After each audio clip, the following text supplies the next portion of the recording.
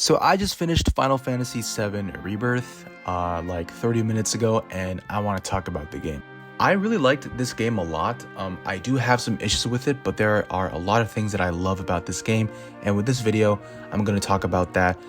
Things that I like, things that I don't like, the gameplay, the story, what I think they could improve on in part 3.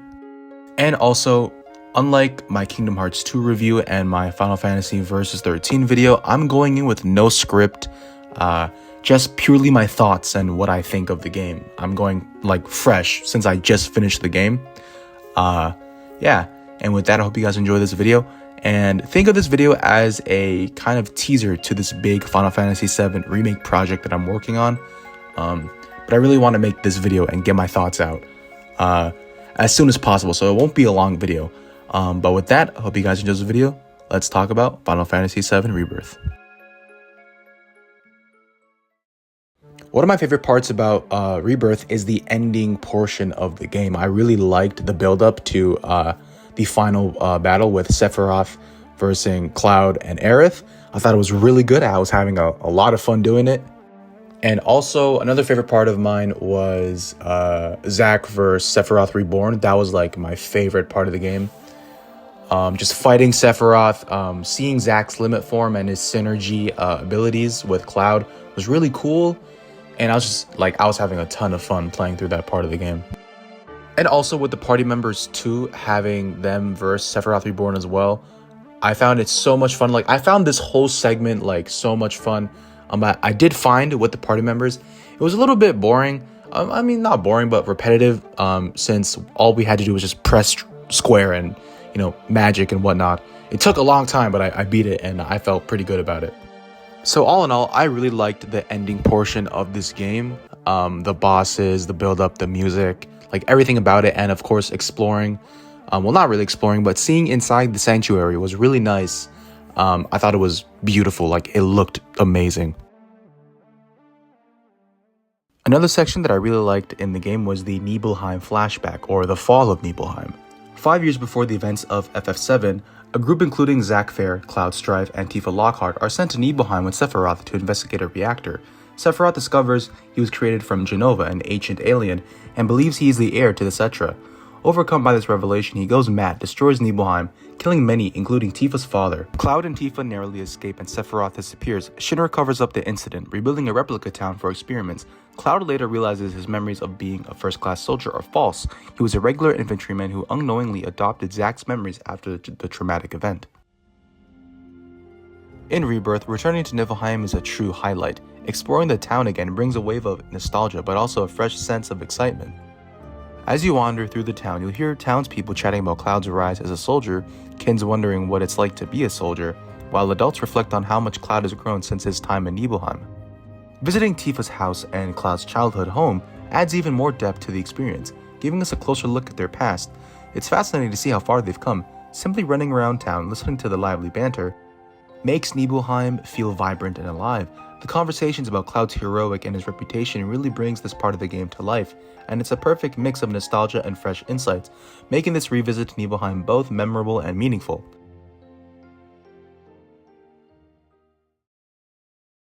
I think Zack's whole storyline in the game was the best part of Final Fantasy VII Rebirth. Zack's story in Rebirth is nothing but tragic. After fighting a whole army of infantrymen, Zack carries a Mako-poisoned Cloud. Zack finds himself in the Sector 5 with a shock to himself. Seeing Avalanche presumably dead with Aerith caught in the scene, Zack gives no hesitation to trying to save her. He gives Cloud to Kyrie and rushes to the helicopter where Aerith is held at. Fighting the infantrymen was just great. Playing as Zack is one of my favorite parts of the game. Zack's combat is awesome. He slashes and kicks and punches people at the same time. It's so cool. Later on, Zack learns what's happened with the Mako reactors and learns about Avalanche. We also get to see Biggs, who in the remake was brought back to life, but now on the run as a terrorist and a threat to Shinra. We do a bit of searching for Biggs that Marlene asks us to do, which allows us to explore Sector 5. Roaming around Sector 5, listening to the people's thoughts on what's happened brings even more life to this game. In this timeline, the world is ending and the whole world chooses to accept fate, but Zack can't have that. The least he can do is find a cure for Cloud. So he tries doing that.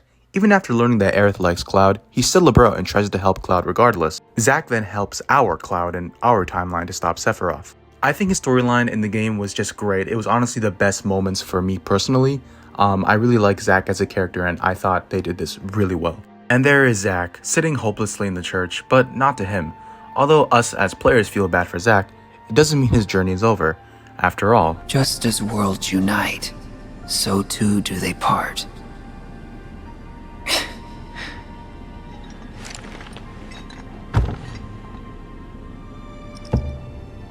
But who's to say they can't unite again?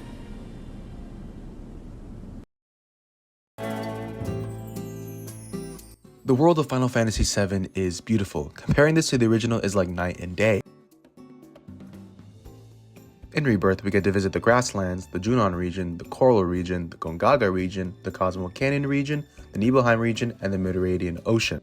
Within these parts of the world, you stumble upon items you can collect for crafting, items for the transmuter, and collectibles along the way. Oftentimes, you'll encounter deers running around and little chocobos guiding you to chocobo posts. In the open world, there are intel towers which, when activating, marks points on your map, and one thing I just discovered is Moogle houses, which lets you trade items for things, I guess. You can also round up the Moogles, which is a little fun. You can go to chocobo ranches in almost every region in the game. You also encounter scenic spots, which allows you to take pictures and get rewards, I guess, for snaps. I don't really get the point of it. The open world is great, and I loved it. I found myself just wandering around and admiring the world, especially the towns. Overall, the open world has this refreshing feeling of nostalgia and a new wave of gaming that Remake and Rebirth brings, and I'm all here for it. If you liked Final Fantasy XV's open world, you'll like Rebirth's world. Alright, I talked about the things that I liked, let's talk about the things that I don't like.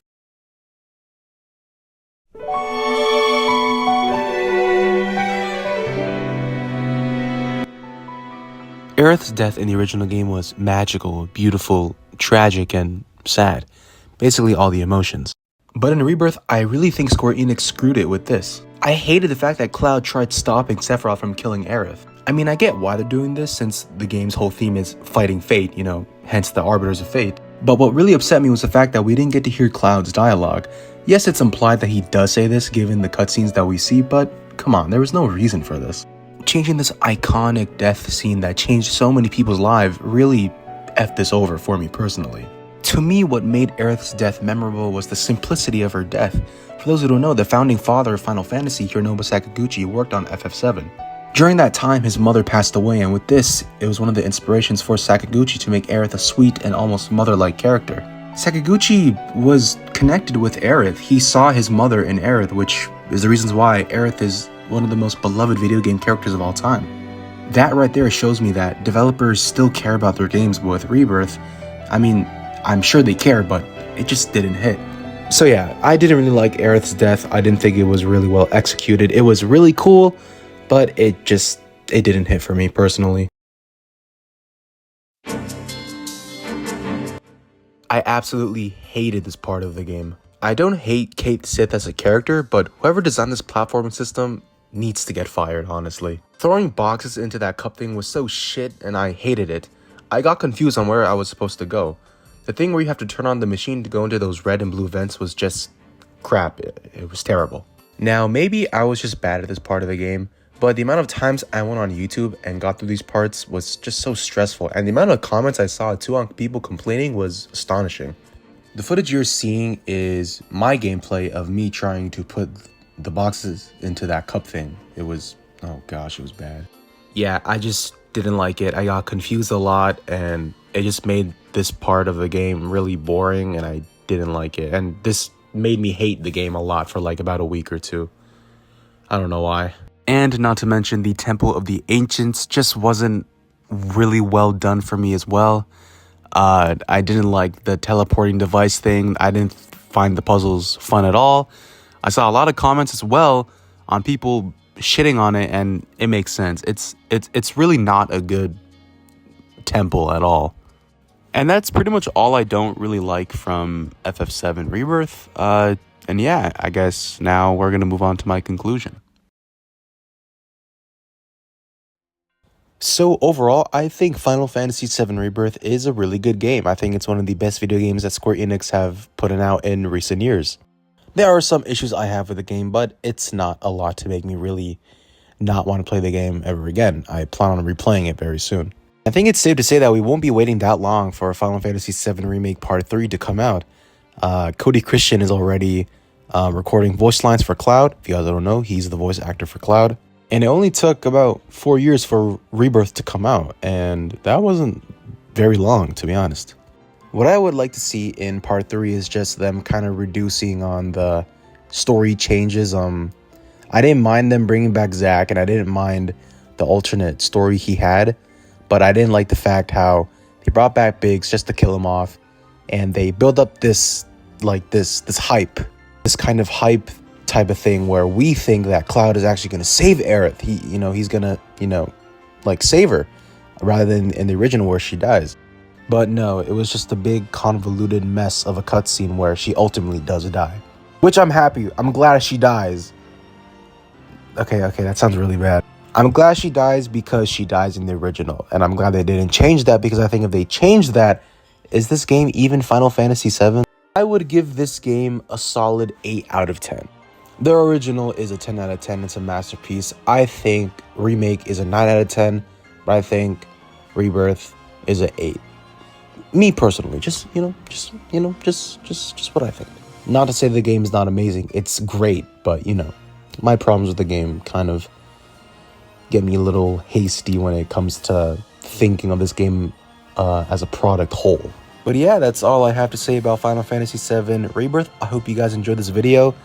It is now May, and it's been a while since I've made a video, and I hope you guys enjoyed it. I know it's not very long, but I put a lot of work into this, so hope you guys enjoy this, and until next time, I'll see you guys later.